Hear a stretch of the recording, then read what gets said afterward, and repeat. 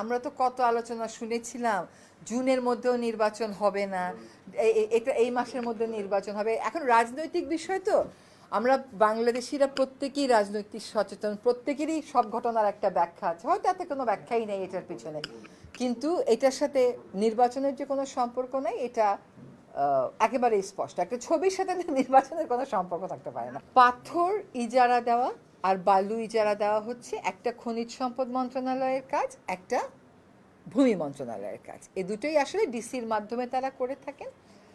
যখন আমরা পরিবেশ আন্দোলন করছিলাম তখন 2011 সালে আমরা একটা রায় পাই যে পিয়াইন এবং ডাউকি, যেটাকে আমরা জাফলং হিসাবে চিনি, ওইখানে ইকোলজিক্যালি ক্রিটিক্যাল এরিয়া ঘোষণা করা হোক। ইকোলজিক্যালি ক্রিটিক্যাল এরিয়া ঘোষণা করলে সেখানে আর অর্থনৈতিক কর্মকাণ্ড করা যায় না। সেই 2011 সালের আদেশ যখন আমি টেবিলের ওই পারে ছিলাম, ওইটা ক্রমাগত চেষ্টা করে 2016 সালে আমরা সরকারের মন্ত্রণালয়ে আনতে পেরেছিলাম, তখনও লড়াইটা সহজ ছিল না। তারপরে 2019 সালে এটাকে ইকোলজিক্যালি ক্রিটিক্যাল এরিয়া ঘোষণা করা হলো। তারপরে ওইখানে একজন ডিসি মহোদয় ছিলেন, তার সাথে আমরা কাজ করেছি, নিবিড়ভাবে কাজ করেছি, এবং আমরা দেখিয়েছি যে ওখানে পরিবেশ বান্ধব পর্যটন করলে যত শ্রমিক আছে সব ওখানে অ্যাবজর্বড হয়ে যাবে এবং আমাদের ওই পুরো পাথরকুয়ারিটাও রক্ষা পাবে। এইটার প্রেক্ষিতে 2020 থেকে 2024 অবধি কিন্তু পাথর তোলাটা বন্ধ ছিল শুধুমাত্র পিয়াইন এবং ডাউকিতে। এখন এইটার মামলাটার বাদীকে যদি জিজ্ঞেস করেন, মামলাটার বাদী এককভাবে আমিই ছিলাম।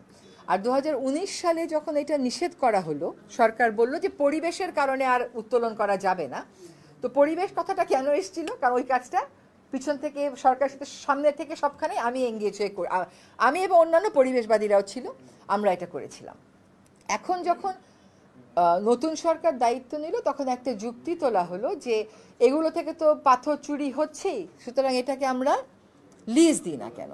তখন আমরা দুই উপদেষ্টা মিলে বললাম যে পাথর যদি চুরি হয় তাহলে যে চুরি করে তার বিরুদ্ধে ব্যবস্থা নিতে হবে। তার অর্থ তো এই না যে আবার সবগুলো আমরা লিজ দেওয়া শুরু করব। বিশেষ করে এগুলোর প্রতিবেশগত একটা সংবেদনশীলতা আছে এবং এগুলো খুবই সুন্দর দেখতে।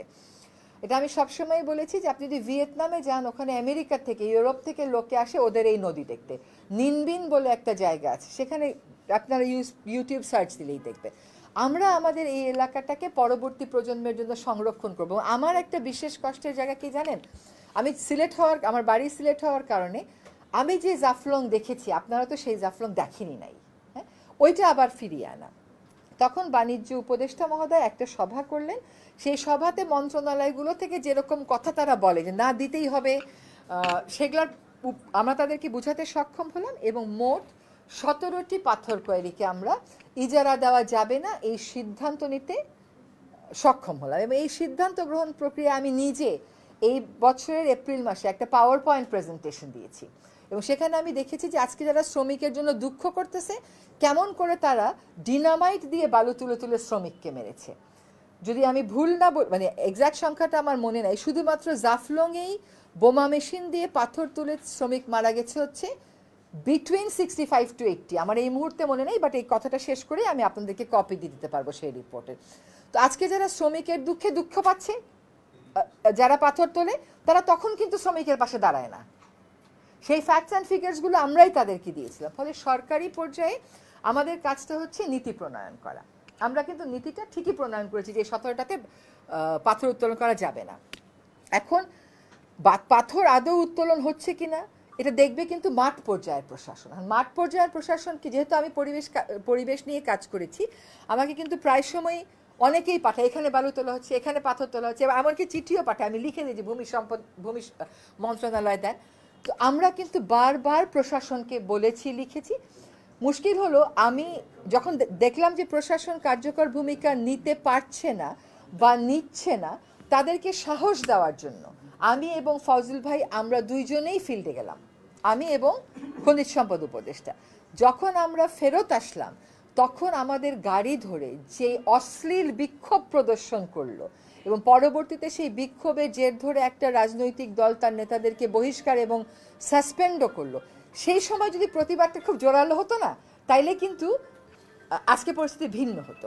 যাই হোক, বেটার লেট দেন নেভার। আমি জনগণকে ধন্যবাদ জানাই যে তারা এই লুটেরা গোষ্ঠীর বিরুদ্ধে যে তীব্র প্রতিবাদটা করেছে, যার ফলে আজকে যে অবস্থাটা সৃষ্টি হয়েছে, আর ভবিষ্যতে পাথর লুটবার আগে দুইবার চিন্তা করবে। কারণ আমিও তো সবসময় এখানে থাকবো না। এখানে একটা কথা বলি, পাথর কতটুকুন তুললো, লুট হলো, নিয়ে গেল, এটা ভাই আমার মন্ত্রণালয়ের দেখার কথা না। কিন্তু যেহেতু আমি একজন পরিবেশ কর্মী প্লাস আমি সরকারে আছি, আমি বলবো না যেটা অন্য মন্ত্রণালয়, আমি আমি দায়িত্ব নেব, কিন্তু পাথর লুট হয়ে যাওয়ার দায়টা আমাকে দিয়ে না, কারণ আমি ওই কাজটা করেছি। এবং এখন দেখা যাচ্ছে তারা মামলা করছে, কিন্তু সেখানে আদৌ যারা দোষী তারা কতটুকুন তালিকাভুক্ত সেটা আমাদেরকে দেখতে হবে। একটা কথা একটু বলতে হবে, সেটা হলো যখন আমরা ওইখানে দুই উপদেষ্টা গেলাম, আমরা আক্রান্ত হলাম, তারপরে আমরা চলে আসলাম, তারপরে কিন্তু 3 দিন ব্যাপী ব্যাপক অভিযান হলো, সব স্টোন ক্রাশার মেশিনে বিদ্যুৎ সংযোগ বিচ্ছিন্ন করে দেয়া হলো। কিন্তু তার 4-5 দিন পরেই সকল রাজনৈতিক দল এক হয়ে কি করলো, একদম রীতিমতন প্রেশার ক্রিয়েট করা হলো এবং তারা ওইখানে ঘোষণা দিলেন যে তারা পাথর তুলতে দিতে হবে। এবং পরিবহন মালিকেরা তারাও বললেন তারা ধর্মঘট করবেন। এই ধর্মঘট কিন্তু তাদের নতুন না, যখন 2020 সালে পাথর তোলা বন্ধ করে দেওয়া হলো, সে সময় করোনার মধ্যে তারা দুইবার পরিবহন ধর্মঘট করেছেন। তারা যদি সত্যিকার অর্থেই জনস্বার্থে জনগণের জন্য বিন্দু মাত্র মায়া থাকতো, তাহলে করোনার সময় ওই রকম ক্রাইসিস মোমেন্টে কেউ নিজের ব্যবসায়িক স্বার্থের জন্য ধর্মঘট ডাকতে পারে? কিন্তু সেই সময় আমরাও সোচ্চার ছিলাম, প্রশাসনও আমাদের সাথে, প্রশাসনকে আনতে পেরেছিলাম। এইবার হলো কি, সর্বদলীয় যে ঐক্যের কথাটা আমি বলেছিলাম, সেই সর্বদলীয় ঐক্যের কারণে প্রশাসন নিশ্চয়ই যোগসাজস্য ছিল, তো এখন তারা বের করতে পারে কেমন করে যে পাথরগুলো কোথায়। আবার নীরবতাও ছিল, তারা হয়তো অতটা ঝুঁকি নিতে পারছিলেন না। আমরা একটা স্লোগান দিই প্রায়, যে পিপলস পাওয়ার। তো আজকে পিপলস পাওয়ার হ্যাজ শোন যে লুটেরা চক্রের বিরুদ্ধে যখন মানুষ দাঁড়িয়ে যায়, তখন যতই রাজনৈতিক শক্তি ওটাকে সাপোর্ট করুক না কেন, মানুষের শক্তিটাই আসলে জয়ী হয়ে আসবে। পাথর লুটপাট যাতে বন্ধ হয় সেজন্যই তো ফিল্ডে গিয়েছিলাম। ফিল্ডে যাওয়ার একমাত্র কারণ ছিল যে যারা লুটপাট করে তাদেরকে একটা বার্তা দেওয়া যে আমরা এটা করেছি। আপনি আমাকে বলেন তো, আপনি গত 10-20 বছরে পাথর লুটের বিরুদ্ধে কোন মন্ত্রীকে স্পটে যেতে দেখেছেন? একটা উদাহরণ আমাকে দেন। আচ্ছা, কোন মন্ত্রীদেরকে আক্রান্ত হতে দেখেছেন? একটা উদাহরণ আমাকে দেন। তার মানে এইখানে যে ঐক্যটা গড়ে উঠেছে, এই ঐক্যটার বিপরীতে প্রশাসন হয় যোগসাজশ করেছে, নতুবা নীরব থেকেছে, বা দুটোই করেছে। এবং সেজন্য প্রশাসনের ব্যাপারে আমরা ব্যবস্থা নেব কিনা দ্রুতই দেখতে পাবেন।